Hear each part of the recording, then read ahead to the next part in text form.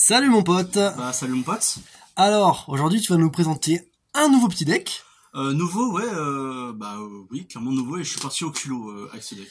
Au culot, mais tu as quand même fait un petit top 7 qui n'est clairement pas dégueulasse. Ouais, top 7 OTS Championship, enfin OTS, ouais. OTS Championship, ouais. sur Nîmes. Voilà, Sur j'y ai Nîmes. mis la petite boutique. Voilà, d'ailleurs on le remercie, en vrai c'était plutôt correct. C'était super, Voilà, franchement, bien organisé. Petit big up à eux, on sait jamais. Voilà. Et non, je suis parti au culot avec ce deck, il est assez récent. Bon, là il va arriver à son pic de la méta, je pense. Mais je pense que j'étais à une victoire des qualifs, ça me fout un petit peu les boules, mais je suis vraiment fier du deck. Franchement, tu peux être fier mon pote. Allez, montre-nous ça. Allez, bah du coup, c'est un deck, bon, ça sera dans le titre, mais c'est pas grave, c'est un deck Manadium. J'adore l'archétype, il est incroyable, donc on va commencer avec 2 Visa Starfrost. La base du deck, tout le monde la joue à 3. Je trouve qu'il n'y a pas besoin, parce que si tu la start, ok c'est sympa, mais si t'as pas la main, tu suis pas derrière. Je tiens à préciser aussi que c'est une version No et Hero Live. Je ne supporte pas les personnes qui jouent ça, donc il n'y aura pas de Prisma ou quoi. C'est vraiment une version pure avec l'engine Scarclaw. Ok, ça sera précisé dans la miniature du coup. Voilà, exactement.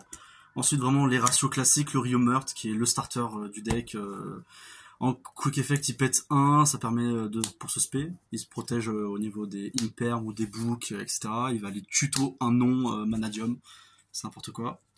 Meilleur normal du deck Mick, parce que c'est elle qu'on veut absolument, vu qu'elle module son niveau, elle passe à 4, donc ça permet de faciliter les invocations synchro et limiter notre extra deck. Fearless, machine à OTK, je passe le Prime Heart à 4000, tape 3 fois, donc je fais du 12 000, c'est pas dégueu. Ouais, c'est pas mal. Ensuite, alors, les Calarium, on en joue 7. Voilà, donc la Calarium de base va tuto tout ça. Voilà, j'ai rien d'autre à dire. Elle est dans la combo de base trop forte. Abscission, la meilleure magie du deck. Ça, je pense que tous les joueurs Manadium pourront vous le dire. Elle pop 1, elle va tuto la terrain. Si on a déjà la terrain, elle va aller chercher la counter trap. La counter trap qui dit j'arrête tout. J'ai un monstre synchro, j'arrête tout. Ok. Voilà. Et en plus du cimetière durant le même tour, on la banne et on se paie 1. C'est ridicule. C'est ridicule. Ah, donc on joue des guerriers, donc Rota, classique avec le recadrage. Donc ça vraiment pour la base Manadium pure. L'engine Scarclaw très simple et vraiment à ma version. 2 Reich Earth, 2 planètes et 2 Arrival. Le Arrival à 2 il est classique, il est pas hard one par turn, donc très très fort. Le Reich, elle se spé, elle va aller tuto et draw 1. Je sais pas quoi dire de plus. Puis planète, trop forte, juste trop forte, bah du coup elle va tuto le Visas au cas où et le Reich Earth. Et elle pop 1, tous les tours ça démontre en position de défense. Et que demande le peuple quoi. Non vraiment. Les free spots et entrap, bon, classique. H, un d'autre à dire de plus. La base. Avec les 3 imperm, je joue pas plus de entrap. J'avais essayé une ancienne version, mais ça tournait pas bien. J'avais pas assez de cartes pour jouer. Donc les one-off, Callby, Monster Reborn, Rageki et le Plumeau. Callby, on sait jamais, c'est toujours très très bon. Le Monster Reborn m'a aidé dans plein de situations, genre même contre des Sky en soi. Non, vraiment ce qui m'avait fait du bien lors du tournoi, je me rappelle, c'était un Sword Soul. J'avais reborn sa Baronne. Du coup, j'avais sa Negate à elle et son pote 1. C'est trop fort. Et trop ça, fort. Je préfère la place des 2 orages. Vu qu'on a une des cartes de terrain, on a souvent une carte face-up, donc c'est con. Les power cards TTT. Trop fort. Ça remonte tout. C'est ridicule. C'est ridicule. Tu prends une connaissance de la main, tu l'empêches de jouer, tu vas draw 2. Ça peut permettre de finir juste des games en fait. Et ça c'est impératif pour le deck en go second vu qu'il tourne très mal sinon. Darkru. Darkru ça calme tout. Sauf VS, il s'en branle vachement. Ou d'autres decks, je vois pas forcément quoi. Comment ça s'appelle déjà Labyrinthe. Labyrinthe, il s'en fout. Et il s'en fout complet. Bon, je suis pas tombé dessus. Mais voilà. Donc l'extra. Extra assez simple. Avec des ratios un petit peu bizarres, je pense. Mais moi, il tourne très bien comme ça. Donc, le chargeur pour draw 1 qui sort pas du coup dans la combo de base, ce qui est bien. Il est là vraiment pour le grind, donc vachement sympa. Coral Dragon qui peut être remplacé par le nouveau dragon de Siak, qui va bounce 1 et qui module son niveau, c'est vachement sympa. Le classique, le Axel qui donne. C'est le seul qui nous fait dispater en fait. C'est le seul à accès. Un dragon 8 qui est pas mal. Cristal. Quand on a vraiment rien, on fait ça, cristal, ça peut très vite se calmer, surtout si on a la counter trap. C'est toujours bon à prendre un petit cristal. Exactement. Les quadrinités, on va dire ça, donc Prime Earth, Baron, Dispater, Chaos.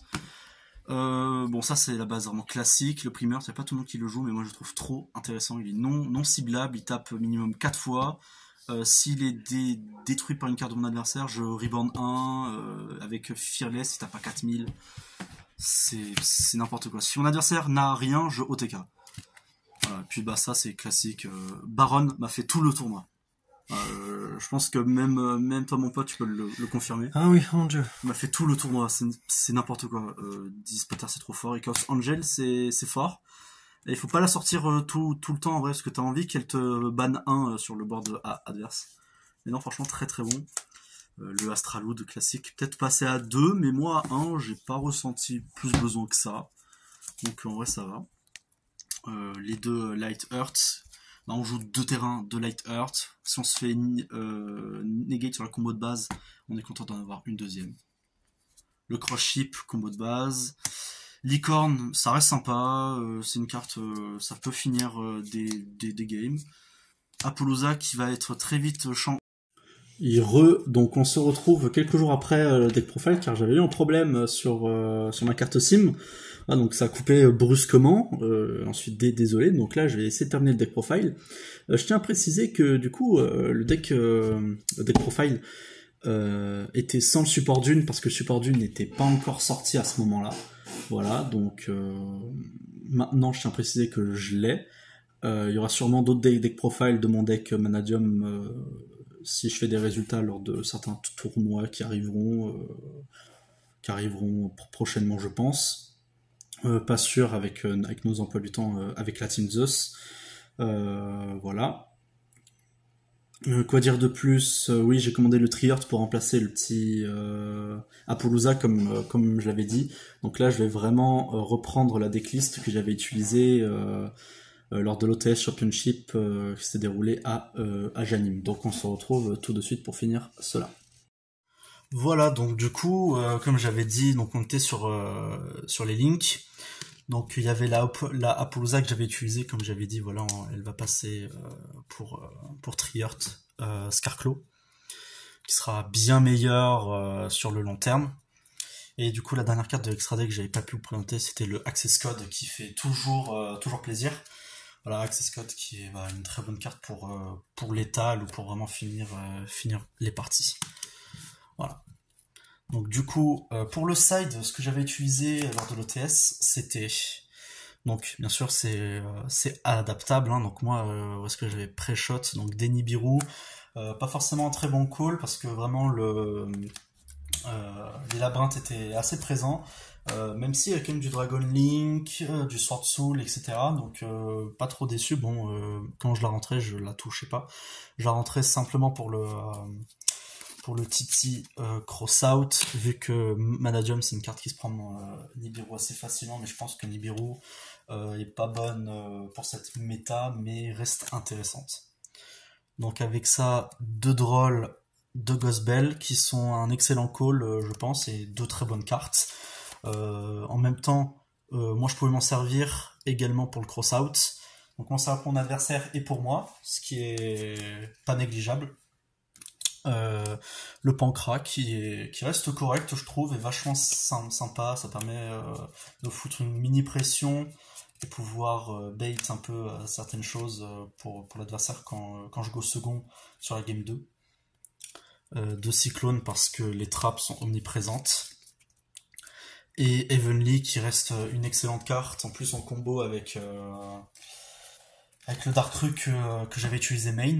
Donc voilà, donc c'est tout en soi pour pour ma decklist que j'avais utilisée lors de l'ETS Championship.